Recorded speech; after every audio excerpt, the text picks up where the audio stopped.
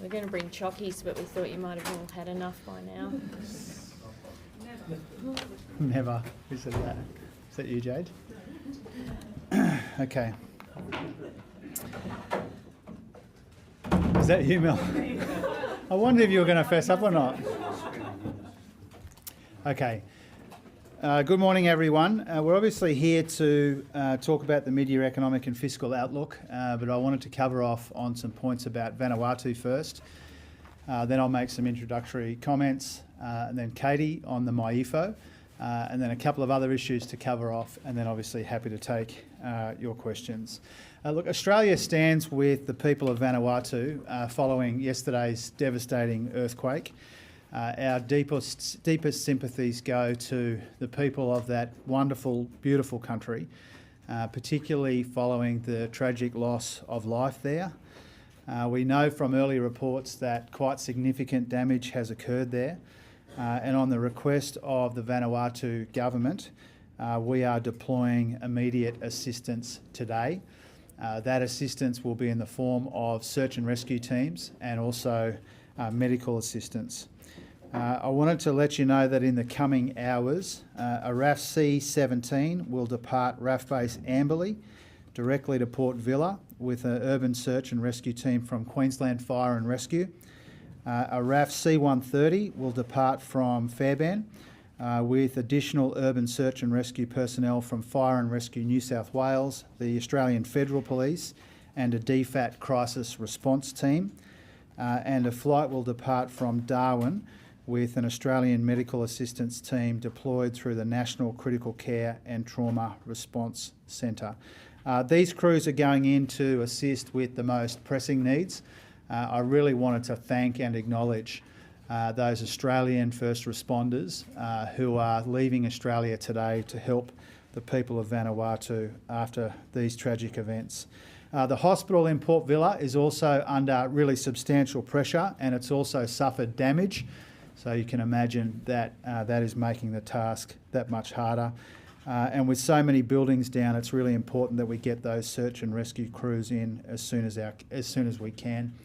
I also wanted to make clear that this is just our initial response. Our expectation is that more help will be requested and more help will be provided. I wanted to acknowledge the characteristically tireless efforts of the Foreign Minister, Penny Wong, who has been speaking with her counterpart in the Vanuatu government, and all of the people across the Australian government who've been in touch with their counterparts to make sure that this assistance can be provided. Australia and Vanuatu share a very deep, enduring partnership. We are family, and we will be there for them in their time of need. And Australians who are in need of emergency consular assistance should contact the Australian Government 24-hour Consular Emergency Centre. It is +616 261 3305 from overseas, or 1300 555 135 if they are in Australia. I'm happy to take questions about that or other issues in a moment. The primary reason we're here is to speak with you about the mid-year economic and fiscal outlook. This is a responsible set of books which reflects the very substantial progress that we have made cleaning up the budget. 2 surpluses in the first 2 years, a smaller deficit this year, and then even with some slippage in subsequent years, a $200 billion improvement in the budget position since we were elected, which means much less debt for Australians to repay. The deficit for this year is now $1.3 billion smaller since the budget, and it's now almost half what we inherited for this year, which is about $20 billion smaller than what it was in the pre-election fiscal outlook. The budget position over the 4 years is $27.1 billion better over the next 4 years compared to the outlook in the pre-election document. And despite all of the pressures in our budget, we are on track for a soft landing in our economy. And you can see that right across the economic indicators that we are talking about today. The economy is growing, but slowly. Inflation is moderating. Real wages and real incomes are growing. Unemployment is low, 1 million jobs have been created, participation is around record highs, the gender pay gap has narrowed, tax cuts and cost of living help is rolling out. There's now a $200 billion improvement in the budget, and that means $177 billion less debt and $70 billion less interest repayments over the course of the next decade or so. So we've struck the right balances in our economic strategy and in the budget update today. We've maintained a primary focus on inflation and the cost of living without ignoring our broader responsibilities to people when it comes to Medicare and medicines and pensions and the like, and also without ignoring the very substantial risks to growth. We need to remember in the international context that most of the OECD has had a negative quarter of growth. We have escaped a negative quarter of growth to date. Our gross debt position is a fraction of what we see in comparable countries, and our budget improvement since 2021 has been much faster than the average of advanced economies and the specific comparison with the economies that we usually refer to. And so we have made a lot of progress, and you can see that progress in the document today.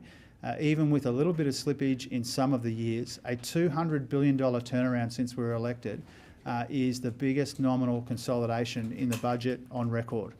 And we've managed to get the deficit for this year a little bit smaller as well, but much smaller than was anticipated a couple of years ago.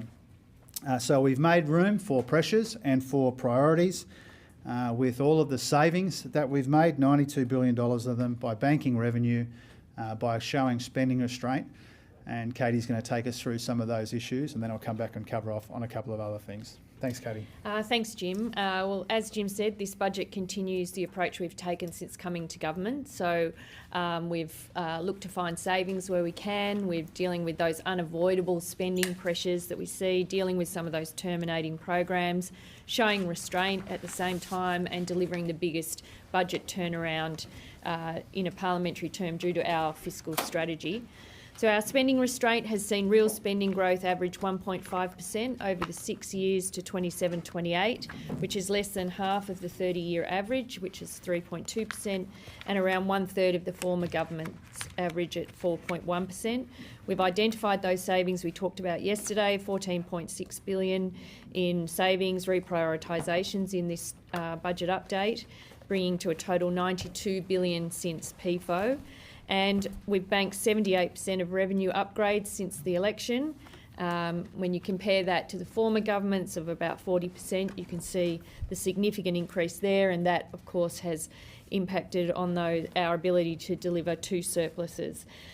This means that the budget position is $200 billion better off compared to what it was under the Liberal government at PFO, despite having to find $48 billion on unavoidable spending pressures since the election and the need to provide that essential cost of living relief to Australians under pressure.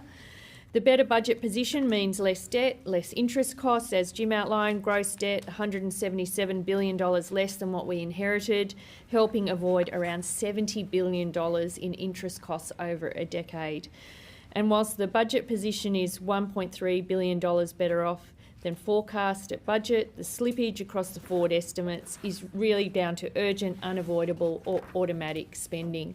So unavoidable spending is half of those net decisions in my EFO, around $8.8 billion, medicines, infrastructure cost pressures, dealing with some of those terminating programs we talked about, and then $16.3 billion in payment variations, so pensions indexations, veterans accessing the payments that they deserve because of the investments that we've made under the leadership of Minister Keogh to get those claims being processed sooner, natural disasters, schools, Medicare, more people claiming on the MBS, which is good when you consider people's access to GP and primary care services, PBS, medicines, childcare.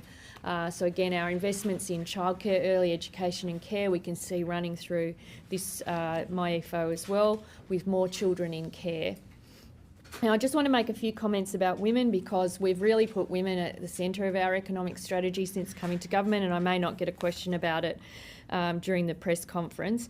But I really want to thank and acknowledge the leadership of the Prime Minister and the Treasurer in ensuring that we do have women at the centre of our economic policy, that we're thinking about that all the time, and whether it be through appointments, such as the ones the Treasurer made to the Reserve Bank boards this week, but also into women's wages, to women's safety, and to the way we approach and value the care economy, which again is quite different to our predecessors. But you'll see that continue in this budget update, and we're also seeing the progress from making those investments. So you'll see more investments in women's safety, in the significant additional investment into making childcare or early education and care universal, the investment in wages for those predominantly feminised industries. Even if you look at fee-free TAFE, where 62% of the people using free TAFE under that program are women, even the HECS arrangements where we know that women hold 61% of the debts. But if I could just briefly talk, we've got the lowest gender pay gap on record, again predominantly down to the fact we've invested in wages in the aged care sector, and because of the investments in early education and care, we expect to see that trend continue. Women's participation in the labour market reached a record high in September, and over 500,000 of the jobs that have been created during our term in government have gone to women.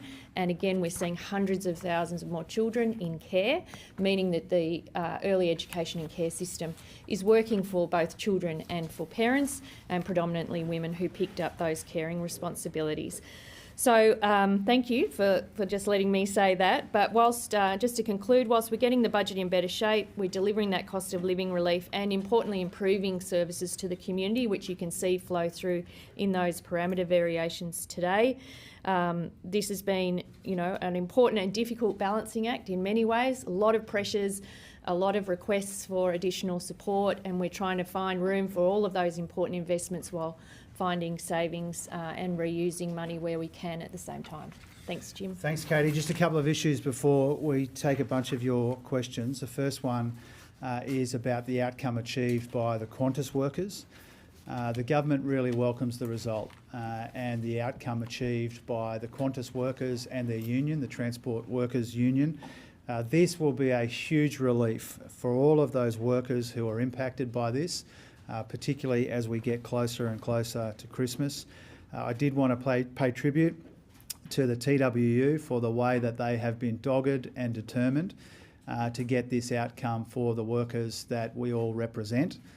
And I wanted to remind you that the aviation sector is one of the main reasons, the main motivations for our same job, same pay policy. We want to close the labour hire loophole because we want people working in aviation and in sectors like it to have job security and decent pay. Our political opponents, Peter Dutton, has said that he will wind back the same job, same pay arrangements. He will reopen the labour hire loophole, and that means workers like these workers would be worse off, their jobs would be less secure, and they'd be paid less to do them. The last issue I wanted to touch on before your questions is around nuclear and the comments from the Deputy Premier of Queensland in the last little while. Now, the Deputy Premier of Queensland and I are from different sides of the political fence, but I think what he said in the last little while makes a lot of sense. Queenslanders don't want to be anywhere near Peter Dutton's nuclear meltdown. Queenslanders do not want a bar of the economic insanity which is Peter Dutton's nuclear fantasy. And the fact that a state LNP government from the same political party and the same state as Peter Dutton has completely repudiated and completely rejected Peter Dutton's nuclear fantasy shows just how mad it is what he is proposing. And if you think about the last day, two important things have happened. The LNP in Queensland have said no way to nuclear in Queensland. That's the most recent thing. And before that, Peter Dutton either deliberately lied or he had absolutely no idea about his own modelling of his only policy. He said yesterday that in the frontier modelling, prices for electricity will go down by 44%. That is a complete lie, or it's an absolutely humiliating mistake. because the frontier modelling doesn't model prices. That's one of the flaws. The reason why he won't come clean of the impact on nuclear on power prices is because Peter Dutton will push energy prices up, not down, and that's because he's gone for the most expensive form of new energy. And with that, happy to take some questions. We'll start with Katina, and then Paul, then Ben. Treasurer, the books still show deficits for the next decade. Is this really the set of books you'd like to be, set of numbers you'd like to be taking to the budget? And can I ask a specific question about tobacco tax take? That's dropped 24%. What's going on there? Well, first of all, when it comes to the budget position, this very responsible set of books shows that we have made hundreds of billions of dollars in progress getting the budget in much better condition. When we came to office, there were huge deficits as far as the eye could see. There was $1 trillion of Liberal debt in a budget weighed down with waste and rorts, and we have spent the best part of the last 2.5 years turning that around. And these books today, these numbers today show the very substantial progress that we have made on that front. That $200 billion improvement in the budget means $177 billion less debt, $70 billion less interest on that debt, and that is an indication of our responsible economic management. On tobacco, there is a very substantial write-down in the revenue we expect to collect from tobacco. The good reason for that is more and more people are giving it away. That's a good thing. But we're also aware we've got to make sure that we keep up our efforts on compliance. There is an issue with compliance and with illegal tobacco. We're aware of that. I was speaking to one of my local shopkeepers in my local community about it not that long ago. So it really represents, I think, two things. On the upside, it represents fewer people smoking. Every treasurer would like to be the treasurer that collects precisely zero from tobacco excise because nobody is smoking anymore. That's unrealistic.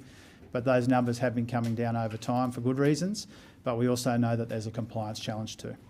I'll get Paul while he's chuckling and then Ben. The Reserve Bank projects that inflation will increase in late 2025 as electricity rebates expire.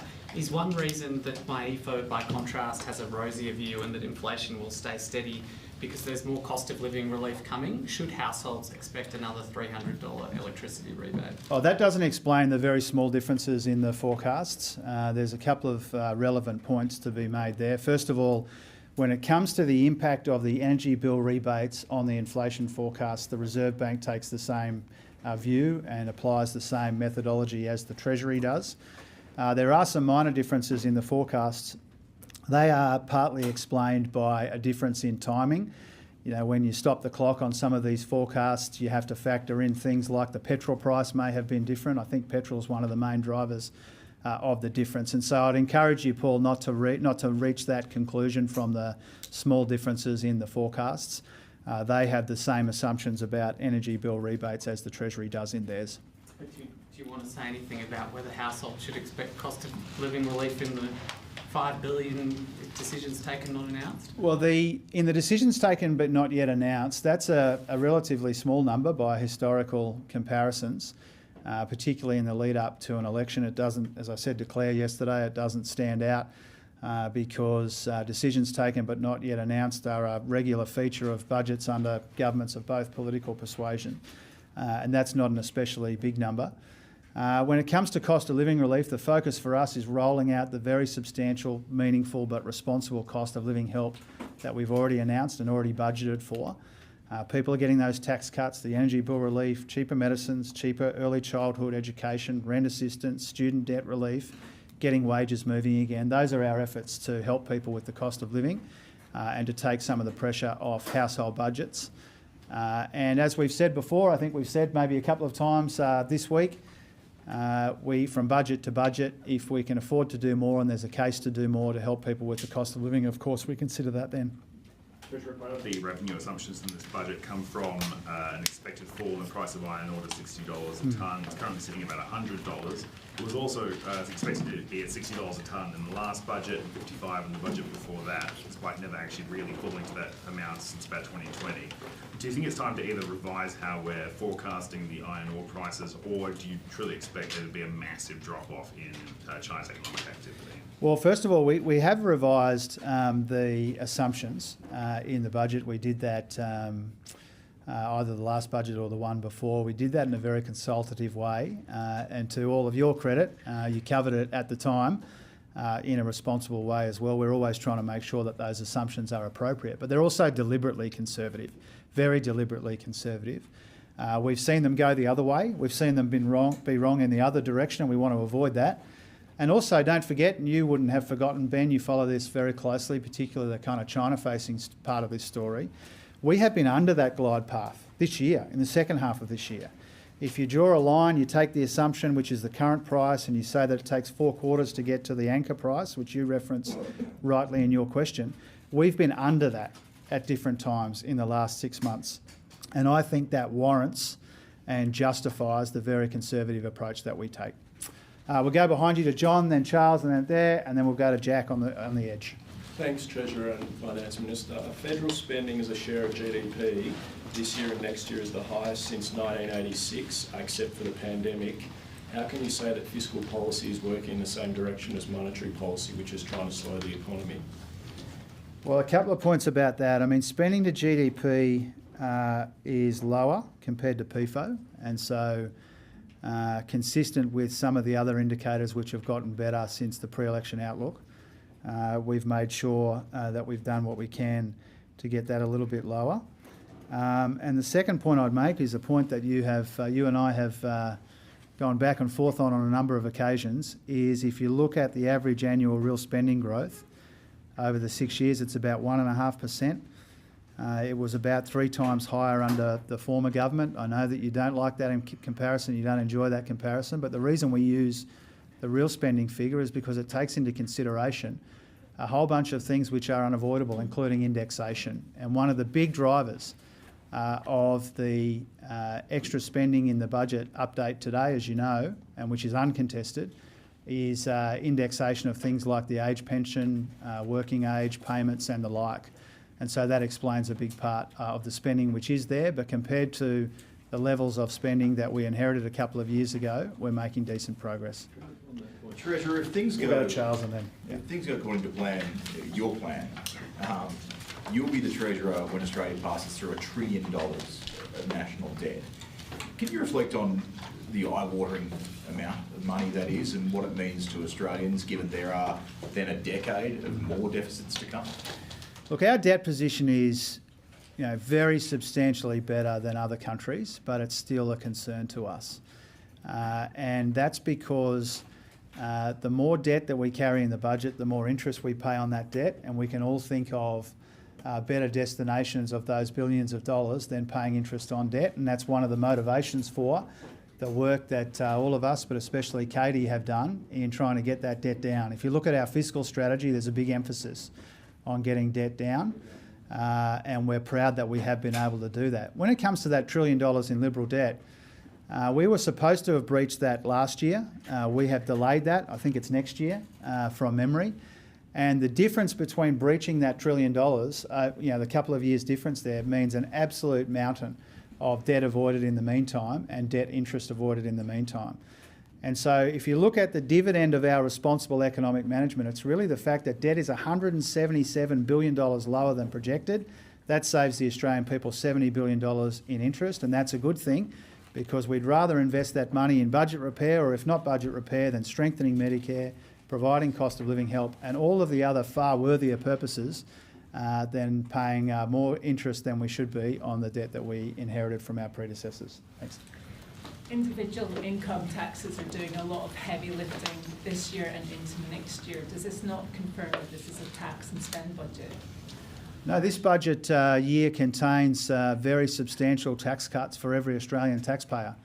That means lower debt to GDP than would otherwise be the case, and it means lower average tax rates than would otherwise be the case. And the motivation for us is providing that cost of living relief via those tax cuts, but also making sure that we're giving back bracket creep in the most appropriate way. The most appropriate way when it comes to fairness, but also the most appropriate way when it comes from the economic dividend we get from boosting participation, which was one of the key conclusions of the Treasury paper we released at the beginning of the year when we changed the tax cuts. And so the tax cuts are about cost of living relief, but they also serve a useful economic dividend. and they're part of a budget which has a lot of effort to ease the cost of living pressures that people confront while being responsible about it. Jack, and then we'll come back. Treasurer, you talk about the average annual spending growth since PFO, but what that includes, or that depressing that number, is a really sharp reduction in spending after COVID. This year, it's going to be 5.7% growth in payments. To follow up John's question, how can you say that you're claiming that you're helping the Reserve Bank in its fight against inflation? Well, even that number that you cite, Jack, is lower than the 6.2%. This is on nominal spending growth. It was 6.2 under our predecessor's 5.2. The real number and the difference between the 2 years reflects partly the fact that we put in so much effort in those first 2 years. We had that huge contraction in the first 2 years, and so the third year reflects in some ways the differences there. But also, and we keep coming back to this, including yesterday, and we've done our best to explain what's happening here. A lot of this spending which is in the budget is pressure that no responsible government could deny. We're talking here about extra kids enrolled in early childhood education. We're talking here about indexation of the age pension. We're talking about strengthening Medicare. And so when our opponents or others, including people in your line of work, Jack, they say that there is too much spending here, that they should nominate which of this spending on Medicare or medicines or pensions do they think is inappropriate, because that is the main driver of this spending that we're seeing in the budget. And it would be madness, not just in fairness terms, but it would be madness in economic terms, given how little growth there is in the economy right now, to slash and burn in the budget. And we've got this free advice before. Really, at every budget, we've got this free advice that we should slash and burn and have some kind of austerity budgets.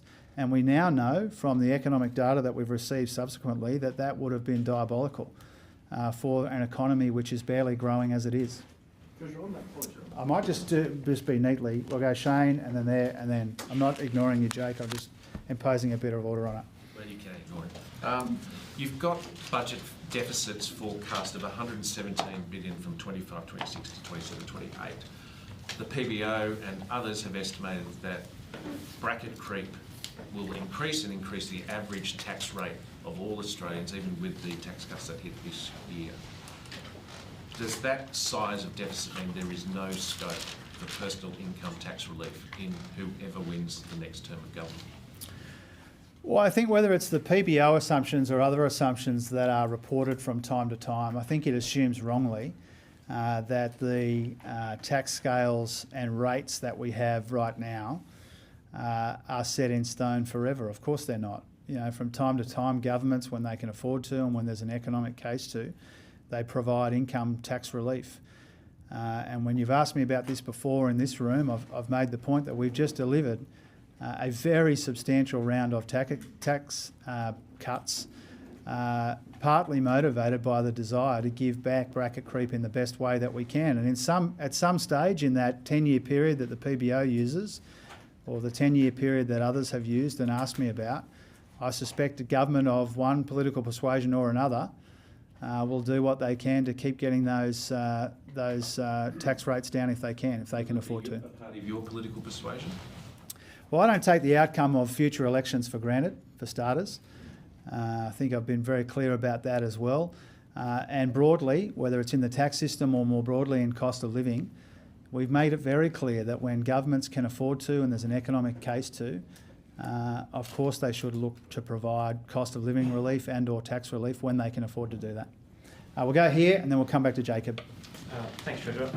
Given those structural increases in spending, like the NDIS, like aged care, those predicted in the future, is there any way to return to surplus without increasing taxes? Well, I think getting the budget in better shape relies on a combination of strategies, not just one. And Katie's done an eloquent job of running through the combination of strategies that we've deployed. In order to get the budget in better shape, you've got the spending restraint, which is the banking, the upward revisions to revenue. You've got modest but meaningful tax changes, which we've had in our budgets, and you've got savings. And don't forget, when Katie talks about almost $15 billion in savings and $92 billion in savings since we've been in office and we're only in our first term, That compares to precisely zero savings in the last coalition budget. So $92 billion in savings is not minor, and what it shows is our willingness, our discipline, our capacity to make room for other pressures and priorities. And so you need all of those things at once, and that's without doing those three things at once, we wouldn't have had those first two surpluses. And so that's the first point. On the structural pressures on the budget, and I'm pleased that you asked me about this because there's been the big near-term consolidation, two surpluses in the first 2 years, a smaller deficit in the third year. That's very important. It gets the debt down, gets the debt interest down in ways that I responded to Charles. But we haven't ignored the structural pressures on the budget as well. And if you think of three of those big structural pressures, the NDIS, aged care and interest costs, we made a meaningful difference there as well. So let me give you three comparisons. If you compare the October budget that we handed down to now, average growth in aged care spending has been brought down from 6.2% to 5.2%. These are medium-term numbers. Average growth in the NDIS has been brought down from 13.8 to 8.2 over that medium term. Average growth in interest payments has been brought down from 14.4 to 10.9%. So we've made a meaningful structural difference to the budget, even as we've got the near-term underlying cash balances in much better shape. Jacob, and then Phil, and then Claire. Thanks, Treasurer. So according to your numbers, the real spending growth over 2 years will be 8.5%. On that historical chart, you have to go back to the Hawke-Keating, the early part of the Hawke-Keating government, to get a similar spending growth in real terms, with the exception of the GFC, the pandemic, the dot-com bust, and the early 1990s recession.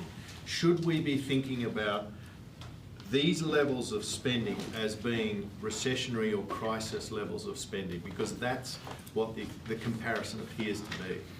I wouldn't describe them in the way that you have, no. If you look at the spending that we have made, you know, this mid-year update is not chock full of big, expensive new decisions. You know, this is effectively, we are reconciling and accounting for decisions we've taken or unavoidable pressures, and that overwhelmingly explains the spending that you're seeing here. And if you look at, you know, for example, over a longer period than you have, I accept that you're comparing a shorter period. But the real spending growth over that longer period that we have been responsible for is a fraction of what we saw before us. That spending to GDP has been lower compared to PFO. And even if you look at the net policy decisions, you know, $17.5 billion in net policy decisions, we think something like 94% of that is a combination of genuinely unavoidable, already provisioned, cost of living, or supported in a bipartisan way. And really that's just to give you a sense that we haven't sat down and come up with a whole bunch of new expensive things to fund in this mid-year budget update. We've done what's necessary. We've accommodated pressures and priorities in the most responsible way that we can. There's been some of those terminating measures, as Katie has explained in the last couple of days. But I'd invite you to look through the spending, the new spending in the mid-year budget update, and identify anything that any rational person would consider wasteful.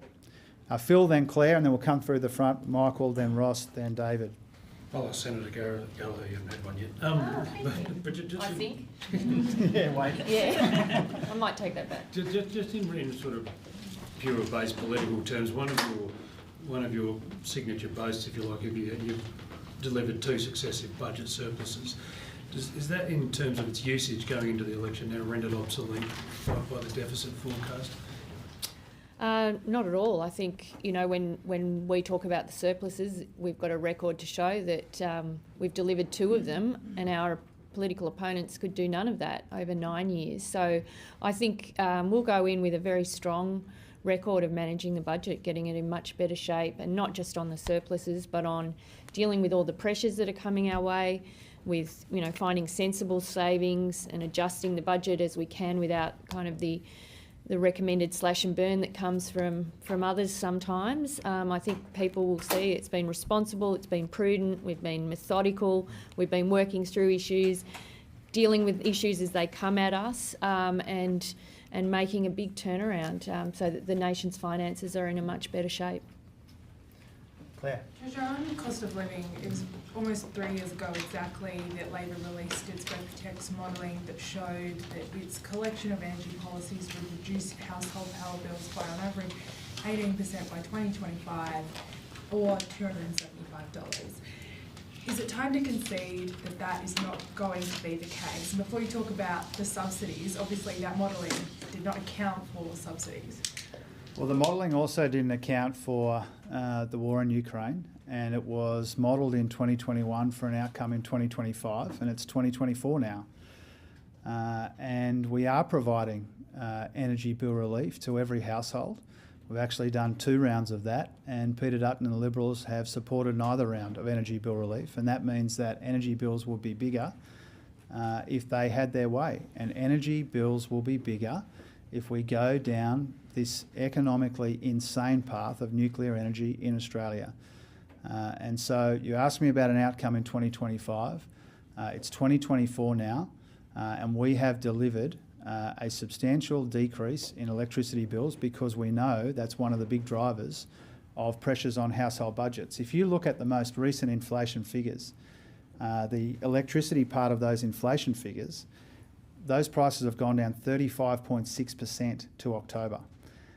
And a big part of that is our energy bill rebates, but not all of it. They would have gone down without it. And that shows, I think, the progress that we've made. We're realistic about that. We know the role of our energy bill rebates. We know that people are still under pressure. But if our opponents had their way, electricity bills will be higher, not lower. So in 2 weeks' time, will you come back and answer that question in 2025 as to whether that 275 is actually achievable? I'll give you the same answer, which is we've got those power prices down by 35.6% in the most recent inflation data, and we're providing $300 in energy bill relief that our opponents don't support. Michael, then Ross, then David. With $90 billion in off-budget spending over the next 4 years, what's your response to economists including Chris Richardson and Saul Eslake, who say that the underlying deficit figures you've been discussing today are basically becoming meaningless because they don't include most of your most costly spending commitments? Well, I'll say the same thing as I said the other day. You know, Chris is a wonderful guy and he's not always right. I read everything that Chris writes. You know, I take him very seriously. I've done that for a really long time. But I don't agree with him on this point. First of all, we make the headline cash balance very clear, I think from memory, pages 73 and 74 of the MyEFO. We make it really clear what the headline cash balance is, and that's what Chris has been talking about. Katie's checking that for me. Oh yeah, you're right. Yeah. There we go. And so we make that really clear. We're very upfront about that, and we're very upfront about the various investment funds that we think will make a difference to making our economy more productive and more dynamic and grabbing some of the opportunities that the net zero transformation in particular presents to Australia. So we're very upfront about that. I think I look at that note that that email that Chris Richardson sent to a few of you in the last day or two. The last line there I think is a really important one. It hasn't been reported yet, but the last line was really important, and that points out that those who rail against off-budget funds, including Angus Taylor, would be introducing an off-budget fund for nuclear, which would be 3 times the $45 billion number that he cites. And so if our political opponents are anti-off-budget funds, why are they putting this nuclear fantasy into an off-budget fund? And why haven't they told us how big that fund will be and how much it will cost and what Australian taxpayers will be on the hook for if those investments aren't economic? And there's a good chance that they're not. So the headline cash balance is clear. Chris's points are understood, not agreed with, but respected. And if you care about off-budget funds, then you should be terrified by Peter Dutton's off-budget fund to fund a nuclear experiment in this country which has every chance of being uneconomic and therefore not qualified to be off-budget. Ross, then David. Treasurer, given the fact that you've got revenue upgrades here in this MyEFO of around $18 to $19 billion, and given the fact that the first year of the Stage 3 tax cuts cost $20 billion, give or take, is there an argument that you have simply given with one hand and taken from the other, and that these Stage 3 tax cuts have done nothing for the ordinary family that's been in a per capita recession for the past 2 years to improve their cost of living? The reason why I don't agree with that is because the number that you refer to is bigger than tax. And so I think the tax upgrades in this mid-year update, if you if you take out, well, the Commonwealth upgrades, which take out the GST and some of the other things, about 7.3 billion. And that's about a third of the tax cuts, and it's less than a tenth of the average upgrade over the last 4 updates. And so we've had a very, very small upgrade to revenue, nothing like we've become accustomed to in the last few. And so the income tax cuts are much bigger than that. And I'd also say that it's not coming necessarily from the same places. Ordinarily, not in this update, we've had a write-down in company taxes, but in the last few updates before this, one of the big drivers has been company taxes. And so it's not quite comparing apples with apples. Now, we're providing income tax relief for every Australian taxpayer for good reason, to give them a bit of help with the cost of living, also to return bracket creep in the way that makes the most economic sense. And we're proud that those tax cuts are flowing right now because we took a political risk to deliver them, but we know that they're doing good. David? Treasurer, you made and then we'll go back to Jade so that Jade stops putting her hand up, then Mel. You made the Thanks, point that the deficit is a little bit better. But looking at the reconciliation table on page 58, the deficit for this year, 25, most of that work is done by the parameter variations, right? It's actually not done by the policy decisions. And I just want to draw out this point about spending. Couldn't you have made some more policy decisions that would actually have done more to improve the budget deficit in that year, rather than leaving it to the parameter variations? And I'm not talking about slashing and burning, and I'm not talking about an austerity budget. I'm just talking, and you've pointed out 92 billion in savings over time. Couldn't you have kept up that track record in this year by making more policy decisions to improve that bottom line? Well, first of all, $15 billion in savings is substantial. That is a substantial amount of savings, and it's part of $92 billion in savings. And if you think about that $1.3 billion improvement to the deficit this year, that doesn't include all of the progress that we had made before then. You know, the deficit this year is $20 billion better than what we inherited, not just 1.3. It's just the most recent update gets us that other 1.3. And so there's been a lot of effort in savings, spending restraint, banking revenue revisions to get it from the high 40s to the mid 20s. And that's been deliberate. Now, if your question is it always possible to cut harder? Of course it is. But we consistently, year by year by year. We have been doing it consistently. We have been doing that consistently. You know, there's been savings in every budget and in every update under us. There weren't any savings in the last coalition budget. So we have been chipping away at it in a methodical way. But we think responsible economic management is not just cutting as hard as you can whenever you can. Responsible economic management is about striking all of these fine balances. And we spend half our life in the cabinet room down here trying to strike the right balance. And if you look at those economic outcomes that I referenced at the start, I won't go through all of them again, but the fact that inflation's coming down and we've kept the economy growing and real wages are growing again and we're creating jobs and keeping unemployment low, that gives us encouragement that the fine balances that we've been striking in all of these decisions we've been making in the budgets are broadly right. There will always be people who say cut harder. There will always be people who say cut less. Our job is to take the right budget decisions for the right economic reasons, and I'm confident that we've been doing that. We'll go Jade, then Mel, and then Liv. The government is providing more than $926 million over 7 years for existing projects in the infrastructure investment program. What projects are going to get extra cash, and what are the main drivers behind some of these unavoidable pressures on the projects? Yeah, so I'll take it in reverse order. When it comes to infrastructure spending, you'd all be aware that there have been a lot of cost pressures, and one of the big tasks that Catherine King has done a wonderful job of is to try to make sure that we're building as much infrastructure we can, but being realistic about the pipeline and the sequencing of that, given cost pressures and labour supply and some of these really important issues. So that's been a big part of our considerations, Catherine's considerations and the Cabinet's considerations. And as part of that, there's new spending in here for the states and territories to accommodate some of those pressures in the pipeline. Catherine will put out something later on today, I think, as I understand it, to go through that in a bit more detail. But our job has been really to make sure that we have a realistic assessment of where the slippage is in the pipeline, that we account for that, but that we also make sure we're accommodating these cost pressures at the same time as new projects get added to the pipeline. Mel, then Liv, then Ron.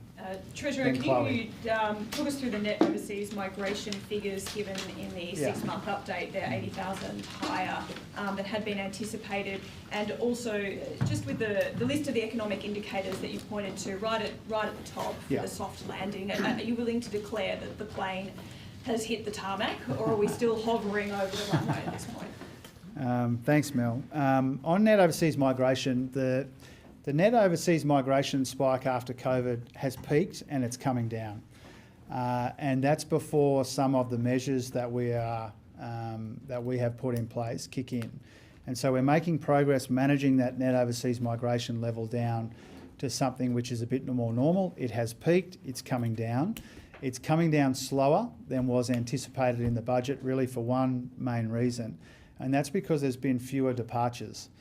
You know, the Treasury has been more or less bang on when it comes to arrivals, but departures have been slower. People are hanging around for longer, and that's meant that the number is coming down more slowly.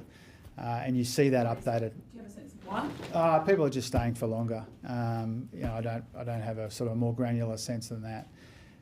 And so what the new forecasts do is they account for that and allow for that. We still have net overseas migration being managed down to more normal levels in a methodical and a considered way. But that departures issue is the thing that's slowing that up a little bit. In terms of the soft landing, you know, we've always said that we're trying to manage a soft landing on a bumpy runway, and that continues to be the case. But a lot of the worst of the inflationary pressures, for example, are behind us. Inflation now peaked 2 years ago in our economy at 7.8, it's now 2.8. The fact that we've had every quarter of positive economic growth in the context of other countries going backwards is now pretty clear. The growth forecasts have been revised down a little bit, but we still expect growth to pick up in the next year or two. And so there's reasons for optimism. There's good reasons for optimism and confidence, but no cause for complacency, because we know that the global economic environment's very difficult. We know that people are still under cost of living pressure. We know that interest rates are still having an impact on the economy. So for all those reasons, we're not complacent. But if you look across all of those major economic indicators, if you made a list of what a soft landing looks like in our economy, it would basically be that list that I ran through at the start. We know that those national aggregates don't always reflect how people are feeling and faring in the economy. We understand that and we acknowledge that, but we're making good progress. Today's update shows deepening deficits into the future. Is this a sign the government is living beyond its means, and how do you explain that to households who are having to adjust their spending patterns due to the cost of living as we head into an election? Well, first of all, respectfully, they don't keep growing each year. The worst of it is in 25, 26, but then it starts to come off again. So it goes from 47 in 25-6, becomes 38 in 26-7, and 32 roughly in 27-28. And so we're seeing the deficits peak in next year and then trail away again. And if you look at the medium-term projections in the budget, obviously the further out you go, the less reliable they are. But you can see in the final year of the medium-term projections there is a tiny, tiny surplus again. Obviously we're not carried away about that, but that's really an indication that the budget doesn't get worse every year. There's some pressures we're accommodating next year, which make next year particularly challenging. But overall, when you look at those underlying cash balances, they get a little bit better over time. And if you look at the last year of the forward estimates, for example, we're talking about a budget deficit which is about $10 billion better than what it would have been in the PFO, and so we're making progress there as well. I think I said Chloe next, and then Ron. I said Ron, then Chloe, and then Sarah, and then that'll probably do us. And then Phil. Yeah. Just to dovetail into that last question, one of the key criticisms of economists has been about your fiscal strategy is that it hasn't had a clear plan and objectives in place to rein in the structural budget balance, which only, as you just noted, only gets back to balance around that 2034-35 point. In the next term of government, assuming you're still the Treasurer, how are you going to be approaching that structural balance and trying to bring forward that point at which you're getting the budget back into a sustainable position? Yeah. Well, I think I'd refer you to the earlier answer, Ron, about the effort we've put in on aged care, NDIS and interest. We want to keep getting those debt levels down so that we can get that interest down. That's, as you know, one of the biggest structural impositions on the budget is interest. We've got all of the work that we're still doing on NDIS and aged care, and so I think that'll make a structural difference. It's already making a structural difference to the medium-term projections, but I think we'll need ongoing vigilance in each of those areas. Some of the other big spending pressures in the medium term are unavoidable when you consider the demographic change that we're undergoing. You know, an ageing population, the growth in the care economy, that means that some of the other fast-growing areas, healthcare and hospitals, for example, early childhood education is starting to grow quite quickly. That's because of demographic pressures on the budget. We'll do what we can to make a structural difference over time, and I think what we've shown in the first three budgets is a willingness and an ability to do that. Chloe, then Sarah, then Phil. Treasurer, considering the revisions around migration, around economic growth, disposable income, how does the living standards of Australians reflect in my EFO compared to the budget numbers? Are household living standards worse off? And how do you then, I guess, combat opposition criticism when they ask voters if they're better off than they were 2.5 years ago? Well, first of all, I mean, our opponents don't have a leg to stand on because when we came to office, living standards were falling much faster. Real wages had gone backwards, I think, 5 consecutive quarters. Inflation was much higher and rising fast, and interest rates were already going up. And so, you know, it's bewildering that people take them seriously when they talk about living standards, giving living standards were already going backwards when we came to office.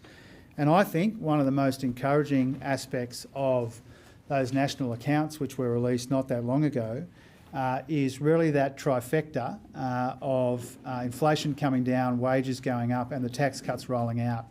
And what that's meant is that real household disposable income is growing again, which is the best way that we understand what's happening with living standards. Now, we're realistic about this.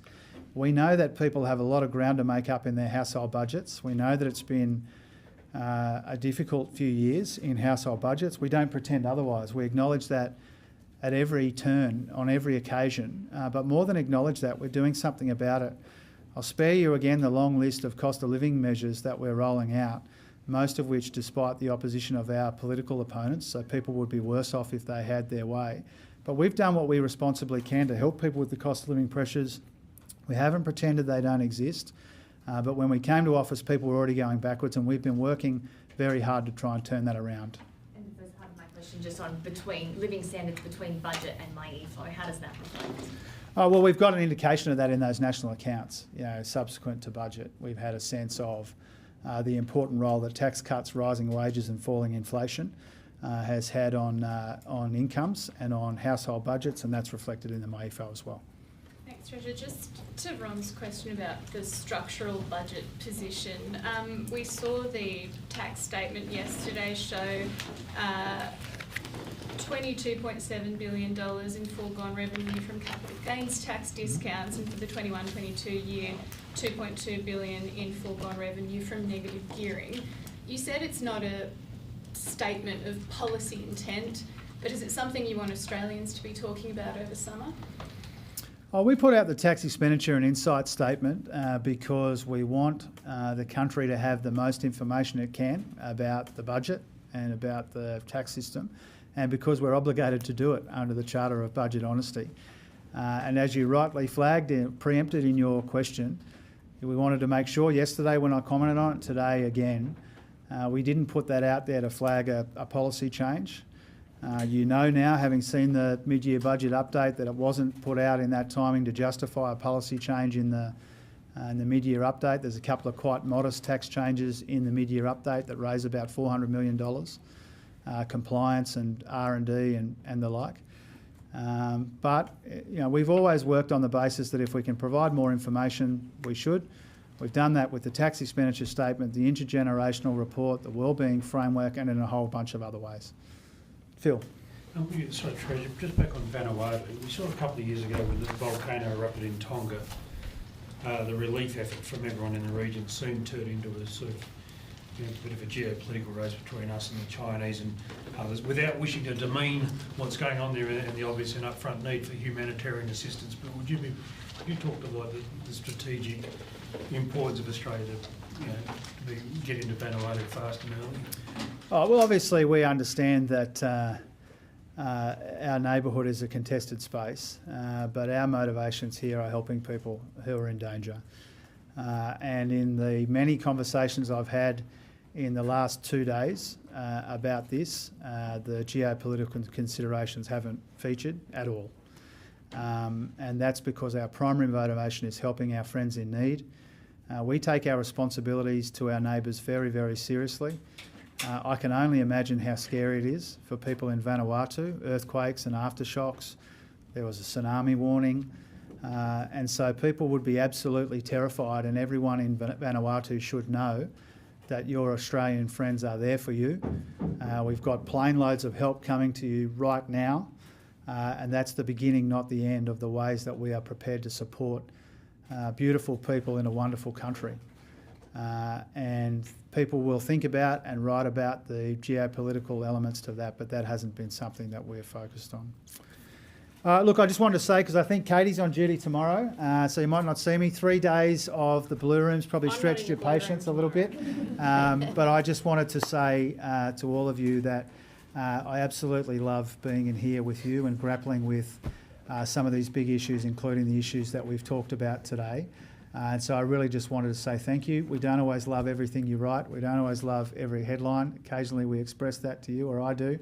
But I just wanted to express my gratitude as well. We probably spend more time in here than anyone, I reckon, taking as many of your questions as you can, and they're always terrific questions. And so I wanted to say thank you for that, and I wanted to say Merry Christmas to you and your loved ones. Thanks so much. Thank you.